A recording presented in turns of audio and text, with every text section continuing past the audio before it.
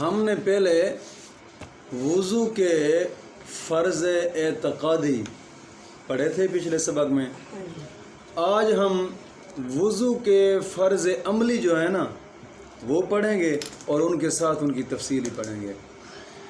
یعنی وضو کے فرض اعتقادی تو چار ہیں: منہ دھونا، کونیوں سمیت دونوں ہاتھوں کا دھونا، سر کا مسح کرنا، ٹخنوں سمیت دونوں پاؤں کا دھونا.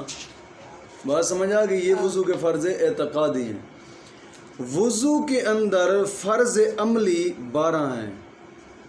12 وضو کے اندر فرض عملی ہیں. بات سمجھ آ گئی؟ 4 فرض اعتقادی ہیں، 12 وضو کے اندر فرض عملی ہیں. مسئلہ نہیں سمجھ آیا؟ اور ان 12 فرض عملی ویسے جناب جی تفصیل ان کی میں بعد میں کرتا ہوں. آپ کو گنتی کرا دیتا ہوں کہ 12 فرض عملی کون کون سے ہیں وضو کے اندر، پھر اس کے بعد ان کی تفصیل ہی چلے گی. پہلا ہے کہ دونوں لبوں کا دھونا. یہ لب جب ہم بند کرتے ہیں نا تو یہ ان کے درمیان میں جو جگہ ہے اسی کو لب کہتے ہیں. دونوں لبوں کا دھونا یہ پہلا فرض عملی ہے. اور دوسرا بھون کا دھونا. اور نمبر 3 مونچھوں، کہ جب مونچھیں بڑی ہوں اور لبوں کے اوپر آئی ہوئے ہوں تو ان کو ہٹا کر لبوں کا دھونا، یہ فرض عملی ہے. بات سمجھ آ گئی کہ نہیں ہے؟ مطلقاً اسے فرض کہا جاتا ہے. اور چوتھا ہے بچی کے بال، اس سے بچی بھی کہا جاتا ہے. ہاں، یہ والی ہوتی ہے کہ جو ٹھوڑی کے نیچے تھوڑے سے بال ہوتے ہیں نا، داڑھی کے ساتھ جا ملتے ہیں، نیچے والے ہونٹ کی نیچے جو بال ہوتے ہیں بچی کے، اسے بچی کہا جاتا ہے. اور 5ویں نمبر پر داڑھی چھدری ہو تو نیچے کی کھال کا دھونا، یہ بھی فرض ہے. نمبر 6 کن پٹیاں، کان اور رخسار کے درمیان جو حصہ ہوتا ہے انہیں کن پٹیاں کہا جاتا ہے. اور 7واں فرض عملی ہے دونوں کوہنیوں کا. یہ جو کوہنیوں کے اوپر والی ہڈی ہے نا، یہاں والی کوہنیوں سمیت دوسرا فرض ہے نا، یہ جو جگہ ہے نا یہ فرض عملی میں آتی ہے. بات سمجھ آ گئی کہ نہیں آئی؟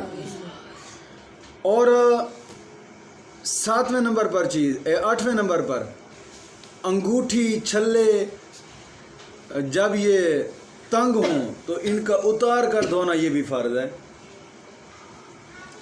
اور 9ویں نمبر پر مسح کی نم، سر کی کھال یا خاص سر پر جو بال ہیں. بات سمجھ آ گئی کہ نہیں؟ یہ 9ویں نمبر پر فرض عملی ہے. 10واں فرض عملی نم جو ہے نا وہ کم از کم چوتھائی سر کو استیاب کر لے. 11واں فرض عملی گٹوں کا بلائی کنارے کا دھونا. گٹوں کے بلائی کنارے کا دھونا یہ فرض عملی ہے. اور 12واں منہ، ہاتھ، پاؤں یعنی تینوں عضو کے تمام ذرے پر پانی بہنا، یہ فرض ہے. اب یہ تو تھے جو میں نے مختصر ان کی گنتی کرائی ہے. فرض یعنی فرض عملی وضو میں 12 ہیں. 4 فرض اعتقادی، 12 اس میں فرض عملی. اب ان کی تفصیل میں کرتا ہوں. اب ان کی تفصیل سے ذرا سمجھتے جانا، انشاءاللہ اور عزیز تشریح سے سب کچھ مسائل سمجھ آ جائیں گے. لیکن ایک بات یاد رکھنا کہ کسی عضو کے دھونے کے یہ معنی ہے کہ اس عضو کے ہر حصہ پر کم از کم 2 بوند پانی بہہ جائے، یہ دھونا ہوتا ہے. ایسا نہیں ہے کہ بس پانی ہاتھ پر لیا اور تھوڑا سا جناب جی اس کے اوپر چمٹ لیا. کئی لوگ ہمارے علاقے میں بھی جٹ لوگ ہوتے ہیں جو اور کئی اوپر کے علاقے میں، کیونکہ پہاڑوں کے علاقے میں گیا ہوں، بلوچستان کی سرحد پر، وہ اوپر ایران کی سرحد پر میں گیا، وہاں پانی کی کمی تھی. لیکن میں نے وہ سادے لو انسان تھے، ان کو میں نے وضو کرتے دیکھا ہے. تھوڑا سا چلو پانی پہ رکھا، چلو میں پانی ڈالا تھوڑا سا، بس پھر اس کو چمٹاتے رہے پورے وضو کے اوپر، جیسے مالش نہیں کی جاتی ایسا. پھر تھوڑا سا اور لیا، پھر اس طرح کیا. تو یہ دھونا فرض ہے. اس دھونے سے تو عذاب نہیں ہوتا فرض ادا. بات سمجھ آ گئی کہ نہیں ہے؟ اس طرح دھوئیں کہ کم از کم 2 عضو پانی کے 2 بوند نیچے گر جائیں. سمجھ آ گئی کہ نہیں آئی؟ اس کو دھونا کہا جاتا ہے. اس طرح دھوئیں کم از کم 2 بوند، ورنہ زیادہ تو گرے. بات سمجھ آ گئی کہ نہیں آئی؟ پھر وہ لوگ اس چیز سے ناواقف ہوتے ہیں. جب واقف نہیں ہیں تو پھر وہ اس طرح چمٹ لیتے ہیں، جس طرح چپڑ لے آ جاتا ہے تیل جسم کے ساتھ. نہ وضو ہوتا ہے اور نہ نماز ہوتی ہے، نمازیں بھی بیچاروں کی ضائع ہو جاتی ہیں. بات سمجھ آ گئی کہ نہیں آئی؟ تو اب ان میں سب سے پہلا فرض جو ہے نا، فرض اعتقادی، وہ ہے منہ دھونا. اب پہلے فرض کے اندر جو فرض عملی آئیں گے، اب ان کی تشریح کو سمجھنا. یعنی منہ کسے کہتے ہیں؟ شروع پیشانی سے، یعنی جہاں سے بال جمنے کی انتہا ہو. بال جمنے کی انتہا ہو، شروع پیشانی سے جہاں بال جمنے کی انتہا ہو، اور ٹھوڑی تک. ٹھوڑی کسے کہتے ہیں؟ یعنی کہ ٹھوڑی کہتے ہیں کہ نیچے کے دانت جمنے کی جگہ کو ٹھوڑی کہا جاتا ہے. نیچے کے دانت جمنے کی جگہ کو ٹھوڑی کہا جاتا ہے. شروع پیشانی سے لے کر، شروع پیشانی سے یعنی جہاں سے بال جمنے کی انتہا ہو، ٹھوڑی تک طول میں اور عرض میں، لمبائی میں اور چوڑائی میں. بات سمجھ آ گئی؟ ایک کان سے، یہ تو شروع پیشانی سے ٹھوڑی تک لمبائی ہو گئی. چوڑائی کیا آ جاتی ہے؟ عرض. کہ ایک کان سے دوسرے کان تک، یہ اس حد کو منہ کہا جاتا ہے. جہاں بال جمتے ہیں ان کی انتہا سے لے کر ٹھوڑی تک، اور ایک کان کی لو سے دوسرے کان کی لو تک، یہ جو درمیان والا حصہ ہے نا، اسی کو منہ کہا جاتا ہے. بات نہیں سمجھ آئی؟ اس کو منہ کہا جاتا ہے. اس حد کے اندر جلد کے ہر حصہ پر ایک مرتبہ پانی بہہ جانا یہ فرض ہے. ایک مرتبہ پانی بہہ جانا یہ فرض ہے. اب اس میں مسئلہ نمبر 1، اور اسی مسئلہ 1 2 3 4 ان میں جو ہے نا یہ فرض عملی گنتی ہوتے ہیں اکثر طور پر. میں نے دیکھا جس کے سر کے اگلے حصہ کے بال گر گئے ہیں، اگلے حصہ کے بال گر گئے ہیں یا جمے نہیں ہیں، تو اس پر وہیں تک منہ دھونا فرض ہے. گر گئے ہیں یا جمے نہیں ہیں، وہاں تک منہ دھونا فرض ہے. جہاں تک عادتاً بال ہوتے ہیں وہاں تک منہ دھونا فرض ہے. جہاں کبھی کبھار لوگ ایسے ہوتے ہیں کہ جن کے سر کے بال بالکل ہی نہیں ہوتے، اب وہ ایسا کریں کہ یار بال نہیں ہے تو پھر سر کے اوپر سے منہ دھوتے رہیں. یہ غلط ہے. بلکہ وہ حد رکھیں گے جہاں عادتاً لوگوں کے بال جمتے ہیں ماتھے کے اوپر سے. بات سمجھ آ گئی کہ نہیں ہے؟ وہاں سے شروع ہوتے ہیں. اگر عادتاً جہاں تک بال ہوتے ہیں اس سے نیچے کے کسی کے بال جمے ہوئے ہیں تو ان زائد بالوں کا جڑ تک دھونا فرض ہے. کبھی کبھار لوگ ایسے بھی ہوتے ہیں کہ ان کے ماتھے تک بال آ جاتے ہیں. اب ان کے لیے یہ نہیں ہے کہ ان کے بال جہاں تک نہ، جیسے عادتاً ہر کسی کے بال جمتے ہیں وہاں سے لے کر یہ جو ماتھے کے اوپر ان کے زائد بال ہیں نا، یہ ان بالوں کے جڑ کا دھونا ان پر فرض ہے. نہیں دھوئیں گے تو وضو نہیں ہوگا. بات سمجھ آ گئی کہ نہیں ہے؟ ہاں، جس کے سر کے اگلے حصہ کے بال گر گئے یا جمے نہیں ہیں اس پر وہیں تک منہ دھونا فرض ہے جہاں تک عادتاً بال ہوتے ہیں. اگر عادتاً جہاں تک بال ہوتے ہیں اس کے نیچے تک کسی کے بال جمے تو ان زائد بالوں کا جڑ تک دھونا فرض ہے. بات سمجھ آ گئی کہ نہیں آئی؟ مسئلہ نمبر 2 یہ ہے کہ مونچھوں یا بھوں یا بچی جسے بچی کہا جاتا ہے،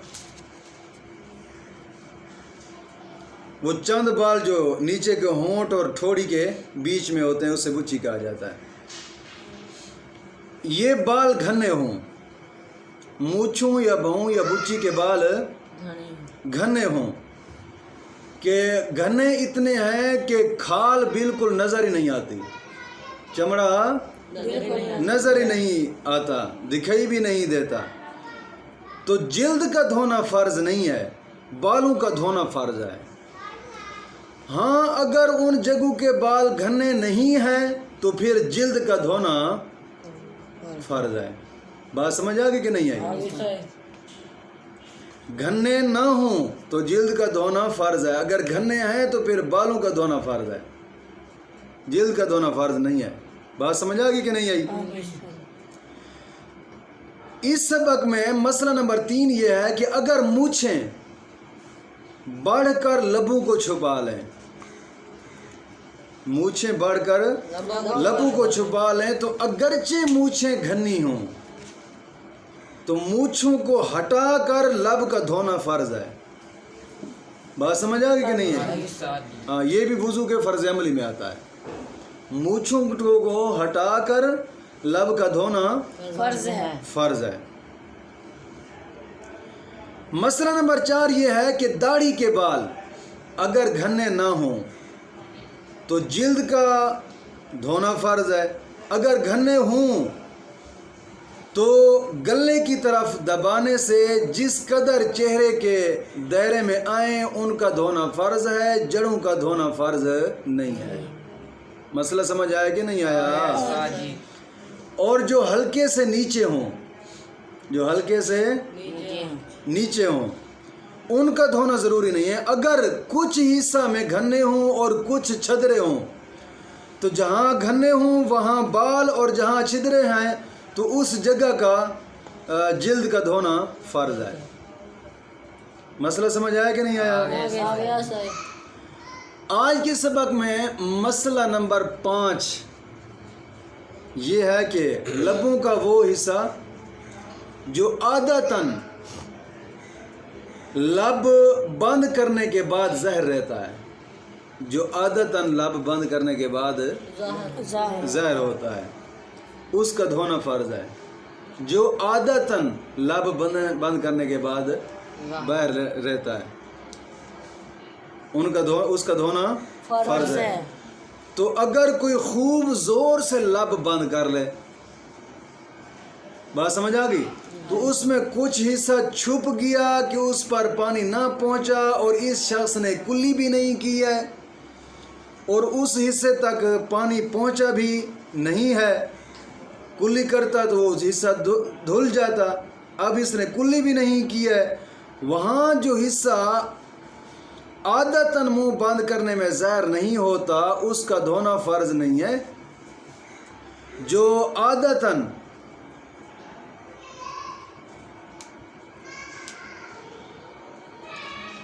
جناب جی بند کرنے میں ظاہر رہتا ہے اس کا دھونا فرض ہے۔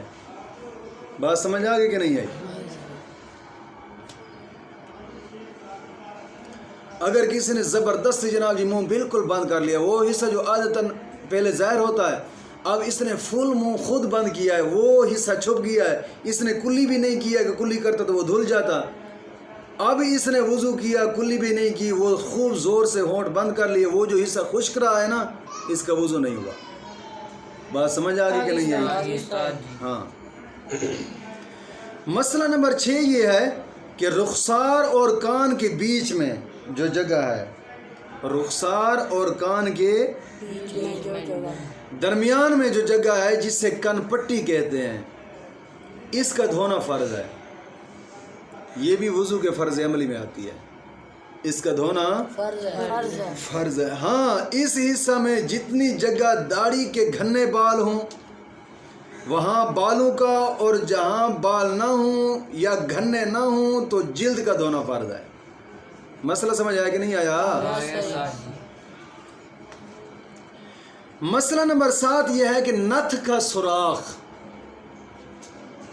اگر بند نہ ہو تو اس میں پانی بہانا فرض ہے۔ نتھ کا سوراخ، عورتیں نتھ پہنتی ہیں، بات سمجھ آ گئی کہ نہیں ہے؟ نتھ کا سوراخ اگر بند نہ ہو تو اس میں پانی بہانا فرض ہے۔ اگر تنگ ہو تو پانی ڈالنے میں نتھ کو حرکت دے، نتھ کو عورت اس طرح نتھ کو حرکت دے گی، اس کو آگے پیچھے کرے گی، پانی بھی ڈالے گی، اس کو آگے پیچھے کرے گی۔ بات سمجھ آ گئی کہ نہیں ہے؟ اس کو پانی ڈالتی جائے، نتھ کو آگے پیچھے کرتی جائے تاکہ اس کے اندر کا حصہ دھل جائے۔ بات سمجھ آ گئی کہ نہیں ہے؟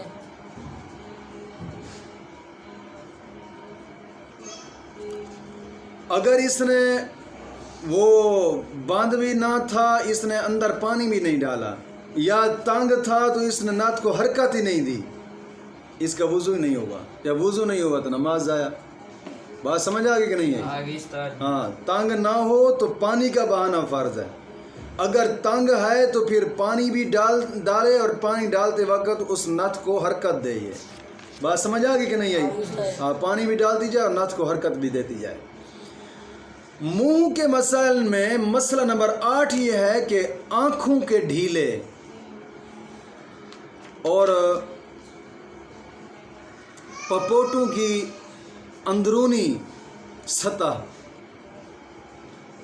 اس کا دھونا کچھ درکار نہیں ہے، بلکہ دھونا بھی نہیں چاہیے کہ اس سے آنکھ کی نظر کا خطرہ ہوتا ہے۔ بات سمجھ آ گئی کہ نہیں؟ آنکھوں کے ڈھیلے اور پپوٹے، ان کے درمیان میں پانی نہیں مارنا چاہیے، وہاں نظر کے جانے کا خدشہ ہے۔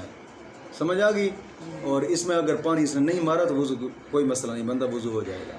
مارنا بھی نہیں چاہیے، ویسے علماء بھی منع فرماتے ہیں۔